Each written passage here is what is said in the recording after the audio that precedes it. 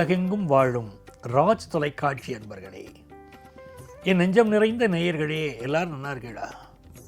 உங்கள் வீட்டில் எல்லாரும் சௌக்கியமாக இருக்காடா? இந்த நாள் நல்ல நாளாக உங்கள் குடும்பத்துக்கு அமையப் போகிறது. நமது இன்றைய ராசி பலன்கள் நிகழ்ச்சியில் இன்னைக்கு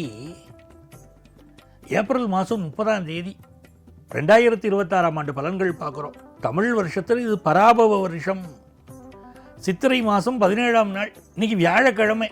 சந்திர பகவான் சித்திரை நட்சத்திரத்தில் பயணம் பண்ணிட்டு இருக்கார். இன்னைக்கு என்ன விசேஷம் தெரியுமோ? நரசிம்ம ஜெயந்தி. நரசிம்மர் ஸ்லோகத்தை இன்னைக்கு படிக்கணும்.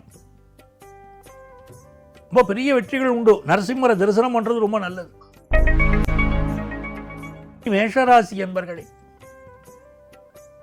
மந்திரங்கள்ல ரொம்ப வீரியமான மந்திரம் மந்திர ராஜபதம். மந்திர ராஜபதம் ஸ்லோகத்தை சொன்னால் எப்படிப்பட்ட எதிரிகளும் விலகிடுவா, நோய் நொடிகள் விலகி போயிடும். மேஷராசிக்கார இன்னைக்கு மந்திர ராஜபதத்தை படிக்கணும், நரசிம்மரை துதிக்கணும். ரொம்ப அற்புதமான ஒரு நாள்.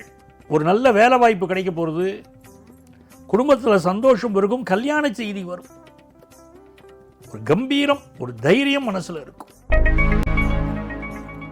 ரிஷபராசி என்பர்களே, சார் நான் பிஸ்னஸ் கடனுக்கு முயற்சி பண்ணிட்டு இருக்கேன், எனக்கு கிடைக்குமானா இன்னைக்கு கிடைக்கும். சில பேர் ஹவுசிங் லோனுக்கு ட்ரை பண்ணுவா, கிடைக்கும். கொஞ்சம் பிற்பகலுக்கு மேலே கொஞ்சம் ஹெல்த்தையும் பார்த்துக்கணும், அதுவும் ரொம்ப முக்கியம். இந்த நாளில் நல்ல வேலை வாய்ப்பு கிடைக்கும். மிதுன ராசி என்பர்களே, இந்த நாள் ஒரு அற்புதமான நாள். குடும்ப சந்தோஷம் பெருகும், வருமானம் கூடும். பிள்ளைகளுக்கு கல்யாணம் பண்ணுறதை பற்றியெல்லாம் யோசிப்பேள். ஹையர் எஜுகேஷன் வாய்ப்புகள் கூடி வரும். நாளைய தினம் சித்ரா பௌர்ணமி. மதுரையில் அழகர் ஆற்றுல இறங்கக்கூடிய நாள்.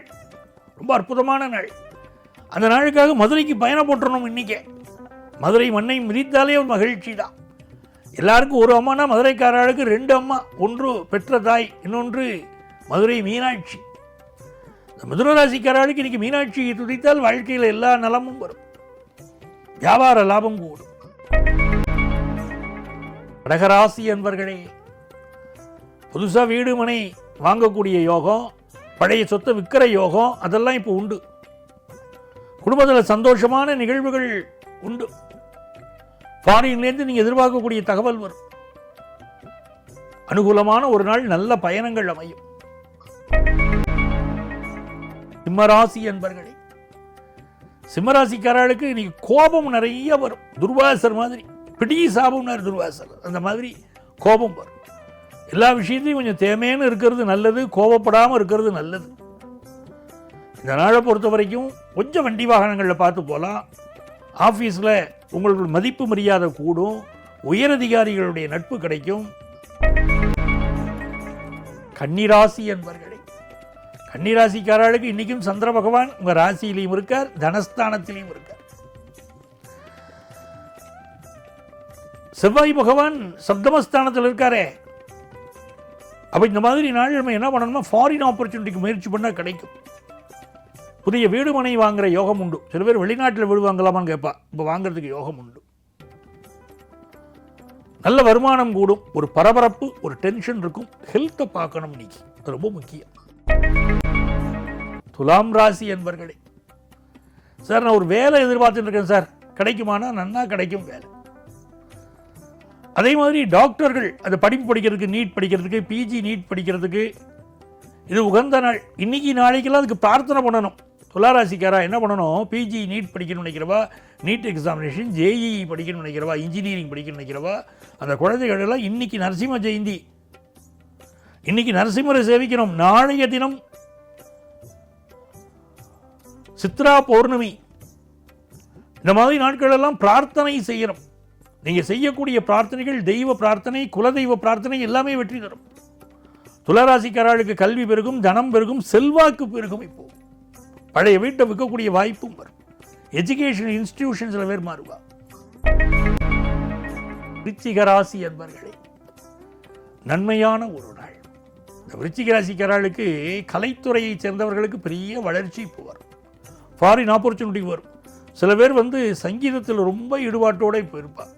மாணவர்களுக்கு கல்வியில் ஒரு பெரிய வளர்ச்சி வரும். வெளிநாடு போய் படிக்கிற வாய்ப்பும் வரும். பிஸ்னஸில் இன்றைக்கி பிற்பகலுக்கு மேலே இன்வெஸ்ட்மெண்ட்ஸ் அதிகமாகும். தனுசு ராசி என்பர்களே, புதுசாக வேலை எதிர்பார்க்குறவாளுக்கு வேலை கிடைக்கிறது, வேலையில் ப்ரமோஷன் எதிர்பார்க்குறவாளுக்கு ப்ரமோஷன் கிடைக்கும். இப்போ பல பேருக்கு நல்ல யோகம், பிஸ்னஸ் திருப்திகரமாக அமையும். உங்களுடைய கடமைகளை ரொம்ப அருமையாக செய்வீர்கள். இப்போ ஹையர் எஜுகேஷன் படிக்கிற வாய்ப்புகள் எல்லாம் மாணவர்களுக்கு அருமையாக கூடி வரும். மகர ராசி என்பர்களே, மகர ராசிக்காரர்களுக்கு பாக்கியஸ்தானத்தில் சந்திர பகவான் போகிறது ரொம்ப விசேஷம் இல்லையா? தர்மத்திலும் கர்மத்திலும் சந்திரனுடைய பயணம் உங்களுக்கு பெரிய வெற்றியை தரும். தொழில் முறையில் வெற்றி வரும். கல்யாண பேச்சுவார்த்தைகள் என்ன நடக்கும். வீட்டில் எல்லாரும் உட்கார்ந்து சந்தோஷமாக பேசுவாள்.